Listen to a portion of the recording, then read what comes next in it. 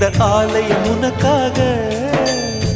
வானில் ஒரு புயல் மழை வந்தால் அழகே என்னை எங்கனம் காப்பாய். கண்ணே உன்னை என் கண்ணில் வைத்து இமைகள் எனும் கதவுகள் அடைப்பேன். சத்தியமாகுமா?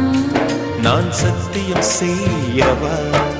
தொடு தொடுவெனவே வானவில் என்னை தூரத்தில் அழைக்கின்ற நேரம். உவா